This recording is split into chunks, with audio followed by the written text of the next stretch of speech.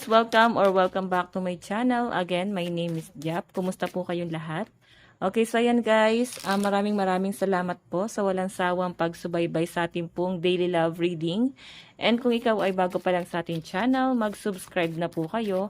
And i-click mo na rin yung ating notification bell para lagi kang updated sa ating mga bagong upload. And sa mga interesado po sa ating private reading, iiwan ko na lang po yung link ng aking Facebook sa ating pong description box below. Okay, so tignan natin guys. Okay. Kanino bang love reading itong masasagap natin ngayon?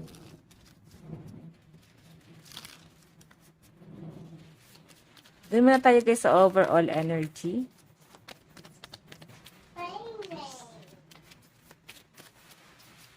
Meron tayong kiss on a ring. So, yung iba sa inyo guys, kalimitan dito walang label. Okay. Okay, so kung makita nyo guys, ayan, kiss on a ring, basahin natin.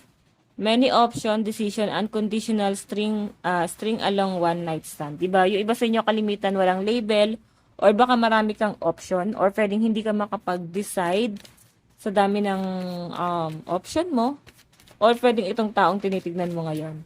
Okay, siguro naguguluhan siya, no? Dahil nga walang label.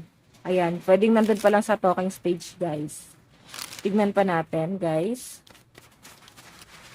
Meron tayong abundance. Wow. So, sinasabi rito guys na mas maganda na mag-focus ka muna sa kaperahan. So, I think dito ka mas mag-explore.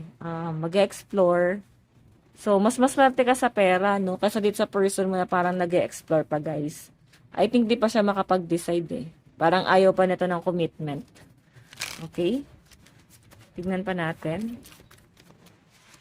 Meron tayong not today. So, I think yung iba sa inyo, walang pag-uusap dito. So, ayan guys, sa malino na pinapakita sa akin, pwedeng galit ka sa taong to. Parang may pinaasa rito or pwedeng ginos.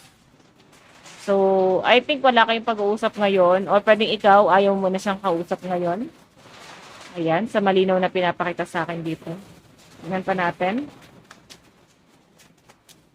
So, meron tayong healthy choice. Okay, yung iba sa inyo, pwedeng napapaisip ka kung mag-i-stay ka pa ba rito.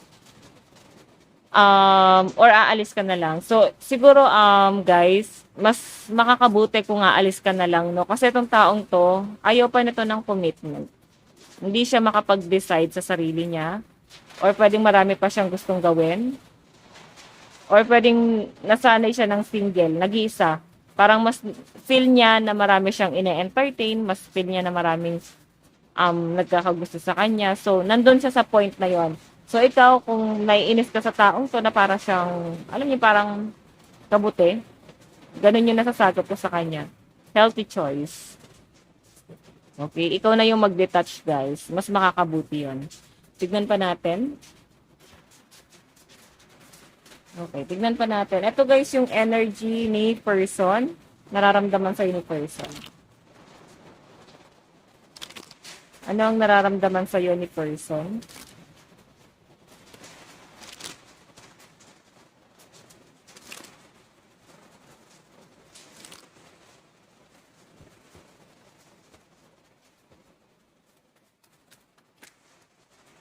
Okay.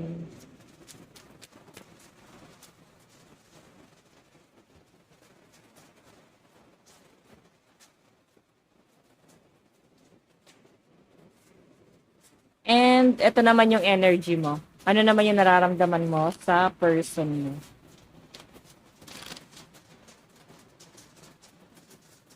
Parang balik-baliktad yung card na ito. Ano naman yung nararamdaman mo kay person?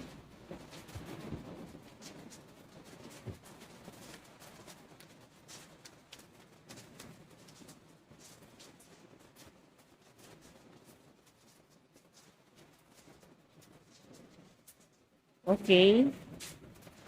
So, dito muna tayo guys sa energy ng person mo. Ano yung nararamdaman niya sa inyo ngayon? So, meron tayong ayan, baliktad pala yung card. Okay, baliktad yung card. So, meron tayong 6 of Pentacles. Okay, so guys, kung makita nyo, 6 of Pentacles. So, I think merong nabe-benefits sa'yo tong taong to. Nakikita niya kasi sa'yo na masyado ka mapagbigay. Baka kasi guys, alam mo yon, meron siyang nabe-benefit sa'yo when it comes to, money. Ayan. So, sa mali na pinapakita sa akin dito, guys, patungkol to sa pera. Yung kung ano yung nararamdaman sa inyo ng person mo, may nabe-benefits siya sa inyo, na parang may nabibigay ka sa kanya. Okay, tignan pa natin ano naman yung tingin sa ni person. Meron tayong, di ba, the chariot, naguguluhan siya. I think kung nakilala mo siya, parang na-feel niya na parang sure na siya dun sa nararamdaman niya. Okay, pero the chariot kasi guys, nung matagal na nag-uusap kayo, pwedeng nagbabago yung pananaw niya. Biglang nagbago yung isip niya, yung nararamdaman niya na hindi niya pala kayang i-pursue itong relationship na to. Okay? Okay. So, tignan pa natin guys, ano naman yung action ni person. Eight of Pentacles. Parang initsapwera ka na nito eh. Parang mas tinignan na lang niya yung pentacles niya. Okay, patungkol to lagi guys sa pera. So, ikaw maging matalino ka, baka iniisahan ka ng taong to, or baka ginamit ka lang, baka tinake advantage ka niya guys. Okay, may money involved dito guys talaga. Yung action niya guys, so pwede siyang umalis once na makuha niya yung gusto niya sa inyo. Pwedeng pera to or pwedeng sa ibang bagay. Kung ano man yung pwedeng makuha niya sa inyo. Okay? Kung ano man yung pwedeng mapakinabangan niya sa inyo. Kasi parang utak yung pinapagana nitong tao ito. Tignan natin guys, ano naman yung magiging outcome. Matalino tong taong to guys. Nauutakan ka nito. Marami tong alam. Pwedeng mas mature to sa inyo guys. Pwedeng ikaw, bata ka pa. Baka mas matanda to sa inyo. Bottom of the deck, meron tayong, walang ending kasi walang label guys eh. Okay, kasi naka-reverse po tong the tower. Okay, naka-reverse. Pero meron kang malalaman sa taong to, guys.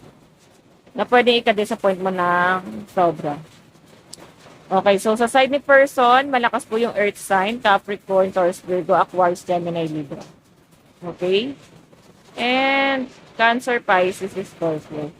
Tignan naman natin kayo sa side mo, nararamdaman mo kay person. Meron tayong, di ba, napaka-pure, napaka-genuine ang nararamdaman mo sa kanya, guys. Wala kang pinakitang masama sa taon to. Okay? Kasi, ayan, talagang puro pagmamahal lang din talaga yung pinaramdam mo sa kanya, pinakita mo sa kanya, and hindi ka naging plastic eh. Okay? Talagang, ito kasi kay Scaps eh. Inintindi mo pa tong taong to, guys.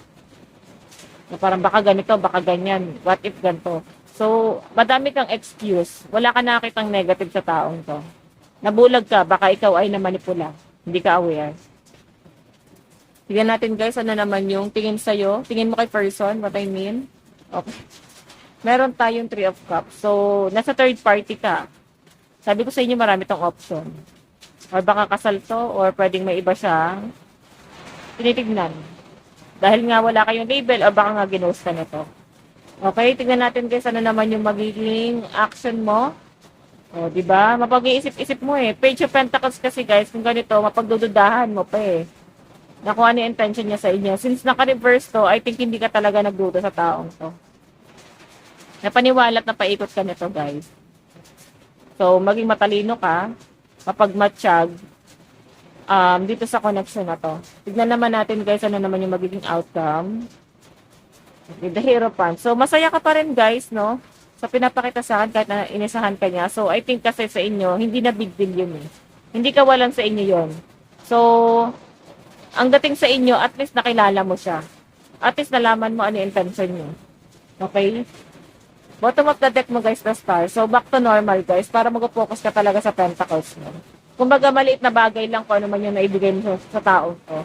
So, may nakikita ako dito guys, mga LGBTQ+, bisexual. Tingnan natin sa napatungo tong relationship na to. So, guys, sa side mo, malakas po ang Cancer, Pisces, Scorpio, Capricorn, Taurus, Virgo.